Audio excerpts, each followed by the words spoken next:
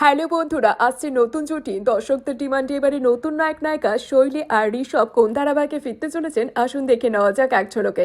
আসছে নতুন বছরে রয়েছে নতুন নতুন খবর।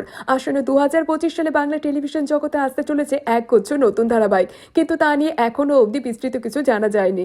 জি বাংলা নিজস্ব প্রোডাকশন হাউসের ধারাবাহিকের জন্য এবারে বেছে নেওয়া হয়েছে অন্যতম জনপ্রিয় মুখ অভিনেত্রী মোহনা মাইতিকে। অভিনেত্রী মোহনা মাইতিকে শেষবারের মতো ছোট পর্দায় দেখা গেছিল কি প্রথম কাছে এসেছে সিরিয়ালটিতে। অভিনেত্রী মোহনা মাইতির প্রথম ধারাবাহিক গৌরিয়েলের মাধ্যমে অভিনয় জগতে দুনিয়ায় পা রেখেছিলেন। আর এই ধারাবাহিকে মুখ্য ভূমিকায় অভিনয় করতে দেখতে পাওয়া গেছিল বিশ্বরূপ বন্দ্যোপাধ্যায় আর মোহনা মাইতিকে। তবে কে প্রথম কাছে এসেছে সিরিয়ালটিতে মুখ্য ভূমিকায় দেখা গেছিল সায়ন বসু আর অভিনেত্রী মোহনাকে। আগামী দিনে যে নতুন সিরিয়ালটি শুরু হতে চলেছে তার নাম এখনো অবধি জানা যায়নি, কিন্তু নায়ক নায়িকার ভূমিকায় দেখতে পাওয়া যাবে জিতু কামাল আর মোহনা মাইতিকে। আর এই প্রথম টেলিভিশনের পর্দায় দর্শকেরা পাবে এই নতুন জুটিটি।